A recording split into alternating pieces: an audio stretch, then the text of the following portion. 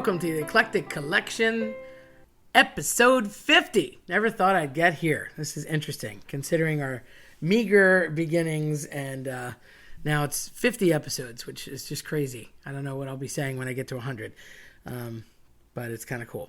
So if you're an eclector, you're cool. If you're not, become one. Like us, listen to us, subscribe to us, check us out on many different platforms. It's fun, and it costs you nothing, so do it. And listen to me rant about weird things. Although sometimes it's not a rant, it's more of a storytelling situation.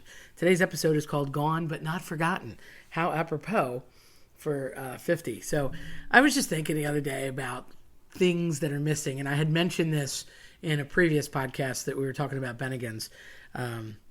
Where Everybody Knows Your Name is the name of that podcast, because I felt like Norm from Cheers when I used to walk into Bennigan's and be like, hey, Tar. So I got to thinking about things that are gone and they're missing, whether on a corporate level, so they were gone nationally, or they were gone from the state, or they were gone locally. And being in southeastern Pennsylvania in the lovely Delco that Kate Winslet has trouble pronouncing our accents, which I don't even think we have one, and then I listen to us from other people, and I think, oh, yeah, we really do. There were so many things that got taken away. Now, my friends jokingly call me a restaurant killer, because there's been a lot of places that I would frequent that are just gone, and they were kind of mom and pop shops, or like a one specific place that was pretty cool, and then it just went by the wayside. So I had started talking about all this with Bennigan's. Now, obviously, they're a national chain, and they're kind of going away. And there's a few, unless you, for whatever reason, live in Iowa. There's tons there in Ohio. They must like vowels in their states, which also begged nationally. Houlihan's went away. They were sort of the competition. And there was a chain called Coco's, not the pizza people, but the Coco's chain was actually a it was a family-friendly restaurant and bar situation, but they had like obnoxiously large portions or drinks of certain things, and they would put like a big balloon on a very oversized margarita glass, but they also would do like virgin daiquiris for kids and stuff, and it was neat. It reminds me of Farrell's ice cream. They've kind of gone by the wayside. There's a few down south and out west, I believe, but not very many any longer. But that was a very big popular place. You could go to have a birthday party. They used to be in the mall, and now not so much anymore. As far as national chains go, Bally's Fitness was always a happening gym to participate in, and Cher used to be the spokesperson, and sometimes they would have like Lee Majors do different commercials and such, and it just kind of got replaced. Out here it was over LA Fitness kind of took over, and it just didn't have the popularity. And then as other big chains came up, they were completely replaced, and it's like nobody even talks about them anymore. The other type of store that did that was Kmart. Back in the day in Philadelphia, Kresge's was a thing, which would give way to Kmart. And then Kmart, they went through a lot of different fights and arguments about chapter this and chapter that, and then I think they leveraged their ground against their real estate, and they were able to hold on for a little bit longer, but then ultimately they weren't able to hold on any longer. But Kmart was a pretty happening, almost like a Walmart, but a little cooler, blue light special. It was neat. They had like a little deli. I can remember Mom taking me there when I was a little kid. You get a sandwich, or they had like the deal of the day in the middle of the store was like a little, almost like a little diner, eatery, and it was just your basic housewares and things. But Kmart would just be an iconic store for a long time, and it kind of went by the wayside. Don't think there's any of them out there anymore, but it might be. Two Guys was kind of a houseware store. Now you have Home Goods. I never really frequent Home Goods, but Two Guys came and went, and so was the store. The stores Clover and Corvettes and Gimbals. So Clover became Kohl's. And Clover was happening. Again, it was that kind of a all-purpose store, like a department store, houseware store, but not really, it was just an average normal store. It wasn't anything high-end or specialty items. It was just sort of everyday housewares and normal stuff. I guess you could equate it to Target, but again, Clover became Kohl's. Two Guys was more on the hardware side, and obviously Home Depot and Lowe's have taken over that space. Corvettes, I just remember being in Springfield. I only ever remember the one store that was more of a clothing or department store type of place. And Gimbals was a straight up department store in the mall, but it just went by the wayside. And then you had the Wanamaker's and Strawbridge's issues. So downtown in Philadelphia, the Wanamaker building Starbridge's became Macy's, and the Macy's name kind of took off. You never heard of that until like late, 80s and 90s, but it was always Strawbridge's. And then with the downtown, there was a movie called Mannequin. Kim Cattrall and Andrew McCarthy, very popular. I want to say it was 88. And it's funny because it put Jefferson Airplane, a.k.a. Jefferson Starship, and by that point, just Starship, back on the map with a major song from the movie. It was just kind of funny. It was their sort of homage to changing their name up and keeping themselves relevant. However, it was after the movie, and it was shot in Philadelphia, and it was supposed to be the idea of all the lore and everything behind the Wanamaker Building. And the Wanamaker Building still exists, although I believe it was purchased, so now it's like upstairs above the actual department. You could still have their still organ show at Christmas time. They have like a big pipe organ, and they still decorate the main floor, and there is still shopping, but I believe like upstairs has become more like banquet and corporate space. So it's there, but not like it was. So again, that was a big name, a big Philadelphia name. Blockbuster. Who doesn't remember renting movies from Blockbuster? And now Netflix. And yes, I still have discs, and I just renewed them the other day. So proud. Everybody streams. I have both. Why? Because when people ask me chocolate or vanilla, I simply say yes. I'm not very good at no. I like having a disc. I like having a radio. I like having CDs. I like having media. It doesn't always have to be MP this and that. Just saying. So, went to go get VHS tapes. Still have VHS tapes too. Not going to lie. Yes, I have VCRs. I have like 5 of them. But Blockbuster was great. Used to go, like, oh, what are we going to get at Blockbuster? And of course, they would upsell you every candy in the world. But if you couldn't get to the movie or you missed the movie, although I'm a big proponent of going to the movies and support your local movie theater still, Blockbuster was always the way to go. There were other chains and things that happened. West Coast Video was out here. It's funny because West Coast Video, I'm on the East Coast, but we always had West Coast Video. They completely went bye-bye. But Blockbuster hung on for a long time. There was a store in Brookhaven that we frequented for a while, and then it became like some weird name mom and pop shop thing, and then it was gone. So right into like I would say 2005 or 6, they were still there, just under a Blockbuster shell, but a different name of a company, and then they went by the wayside.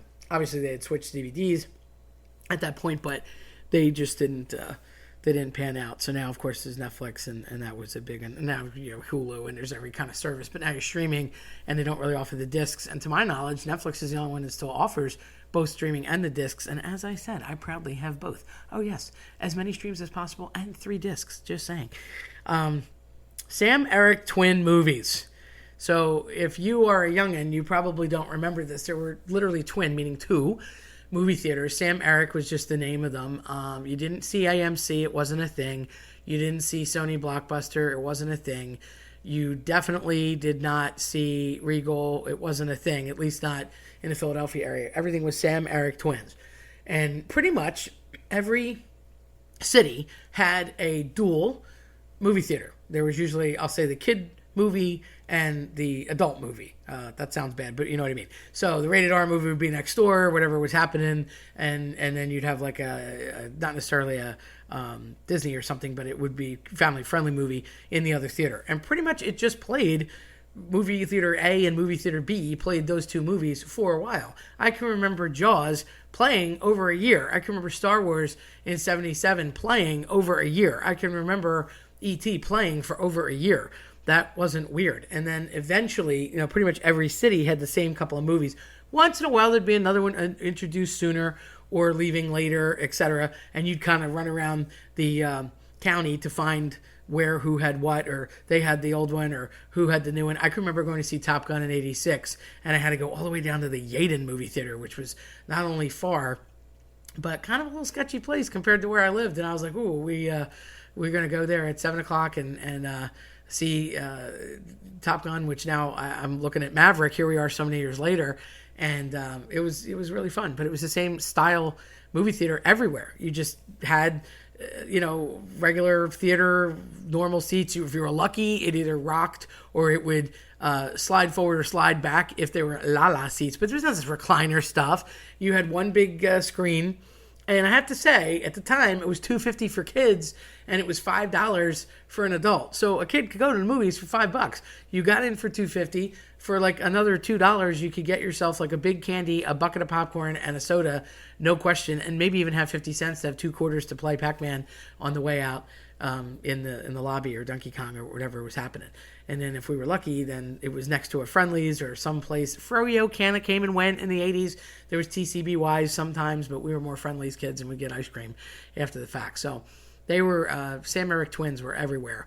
And eventually there would be like an independent movie theater that would take over like an old warehouse or a lot. It was one movie house, and it was always known as like the dollar movie theater. It was literally $1, and it was some really old movie that everybody missed that was a year or two behind. And I loved that, because if I did miss it, I would go see the movie there. And of course, they would make more money on concessions. But it's not the big conglomerate that it is today, where movie theaters sadly only make a couple cents, believe it or not, on every title. And they really make their money in concessions. So I love the movie theater experience, love the smell of the popcorn. I miss that real butter was used. I get it. Everybody got cholesterol. But do you really think this fake stuff is any better? Just use the real butter again. Commit. Anyhow, movie theater, Sam Eric Twins. And now, we have AMC and Blockbuster, and they have all the crazy things that they have now. But they're huge movie houses that are 10, 15, 20 theaters. Locally, more on a local, for me, Aladdin's Castle Arcade. Sniff, I still have tokens. So Aladdin's Castle was an arcade that was in Granite Run Mall. So this is like a twofer.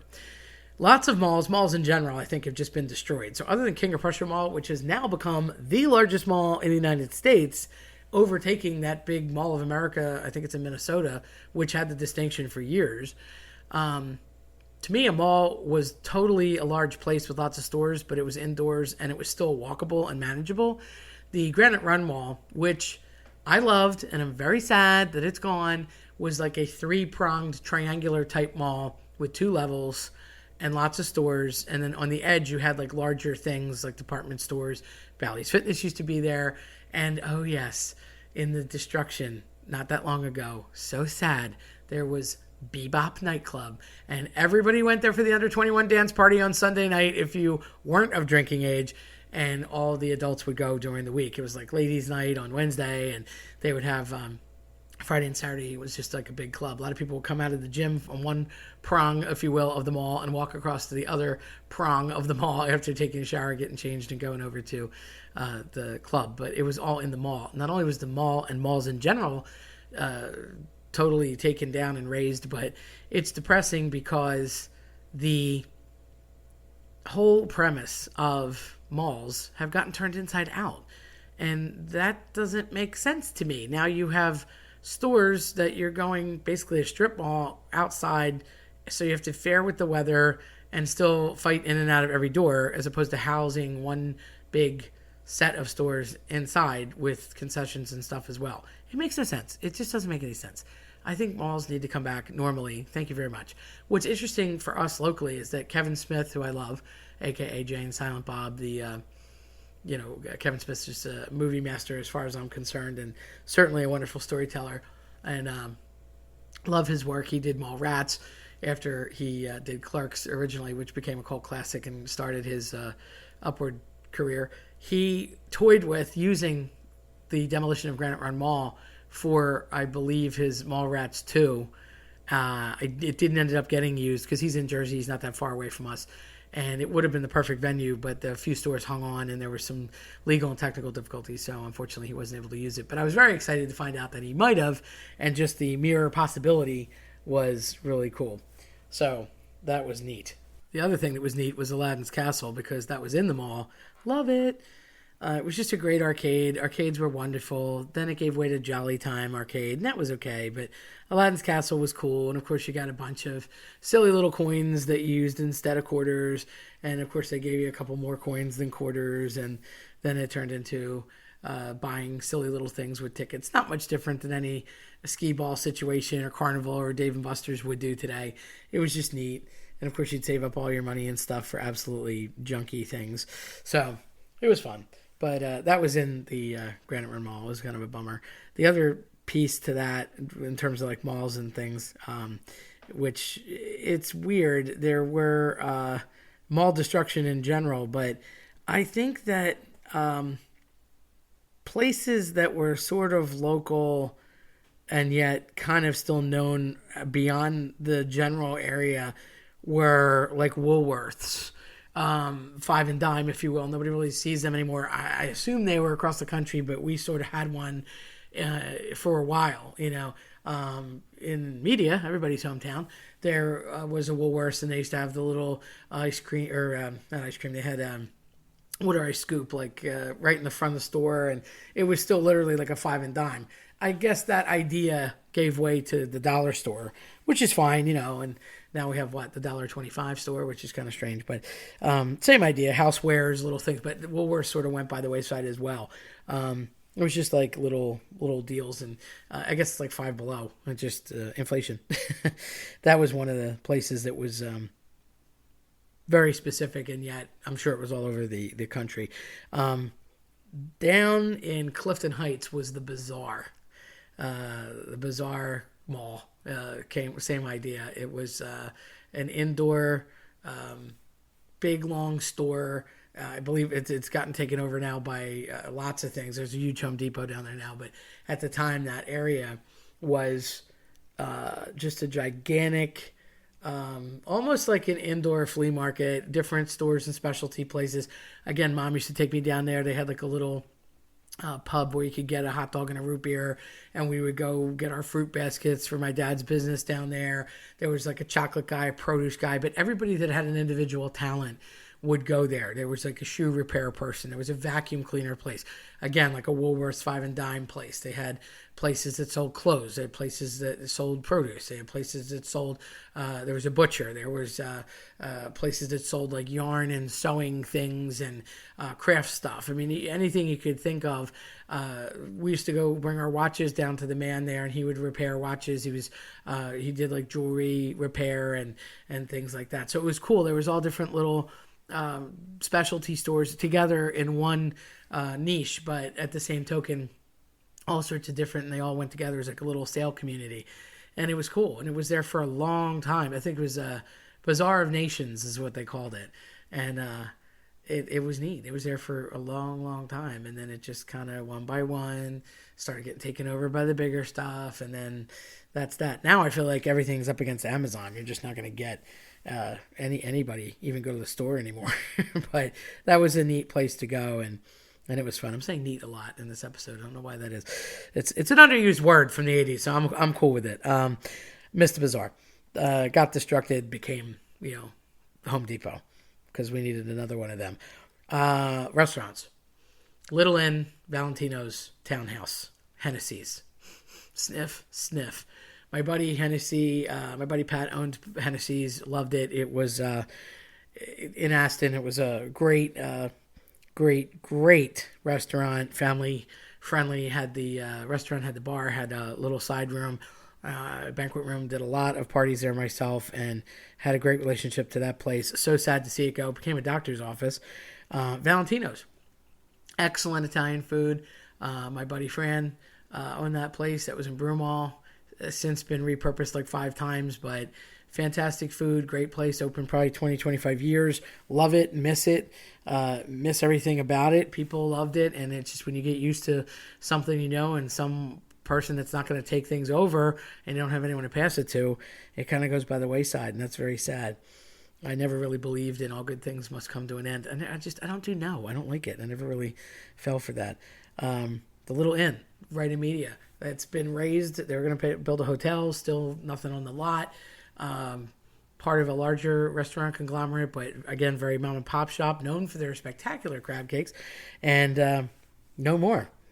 So that went down a while ago. My mom and dad used to go up there all the time, and the Townhouse, interesting. So in Media, the Townhouse has been oddly renovated. It closed down a few years ago, and it was supposed to reopen. They kind of compartmentalized it. I want to say there's 4 or 5 different mini restaurants within. It's a whole city block. So it kind of has 4 or 5 different types, genres, styles of food within the same overall umbrella. And The Townhouse, which is one of the segments now, I have yet to go back. I believe I want to, and it kept getting pushed off and getting pushed off. So it was not open when I tried to go. I believe it might be now, so I'll give it a shot. My buddy Joe and I go there all the time. I went there constantly. I love it. I miss it, and I hope it went back exactly as it was before because I detest change. So that was a place that was local to all of us. And in Jersey, and on the way to Jersey, so this is interesting. If you had taken what I like to call the old way, so there's like Penrose and Plattbridge and all that, and like 76, before what is known as the Blue Route up here, 476, there used to be this tiny little cart. It was a brick and mortar place, but small, and it was known as the Dog Cart.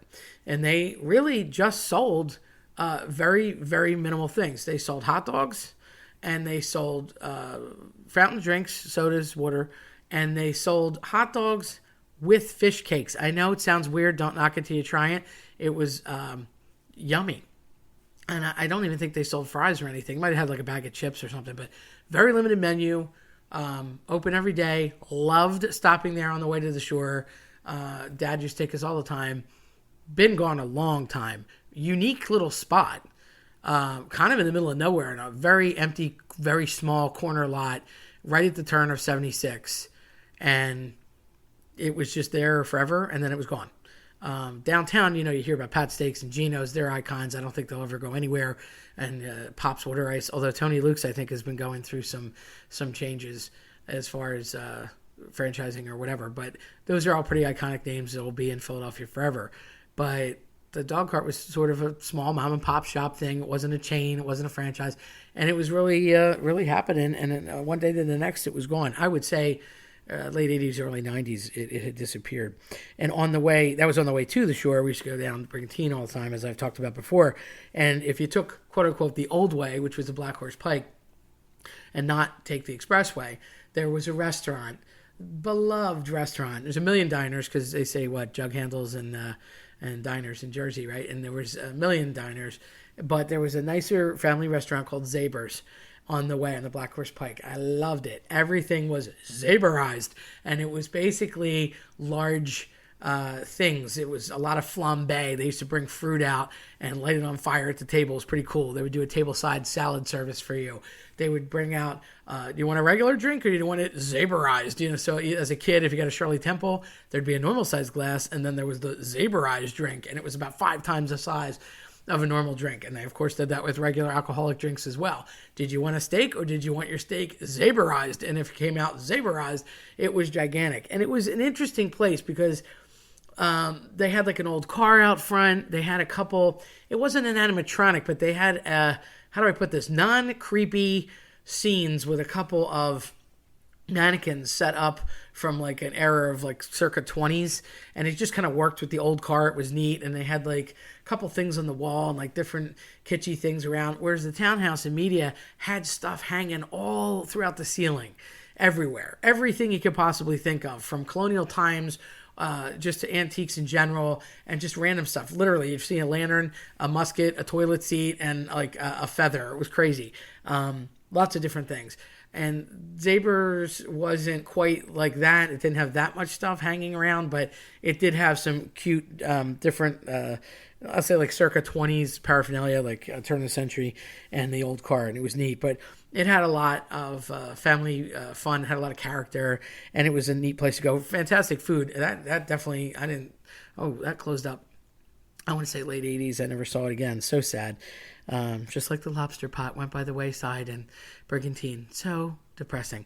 And as far as that was actually at the shore, Pulsations nightclub. I don't know that nationally everyone would remember this story or if it got that far. Down on Route 1, which has long since become like a nursery and land and lots of homes and lots of different shops, there was this nightclub called Pulsations that opened like mid-80s. Their big shtick was that they had this large robot. For the time it was happening, now it would be like ridiculously dated, and the place is long gone. They had this large robot that came out of the ceiling, And every like hour on the hour, it would blow smoke, and they would drop this robot, and he would say something in a robot voice, and it would kind of kick up the club. And it was neat, and people went to go see it, and it was like a huge deal, and it had a lot of popularity for a long time.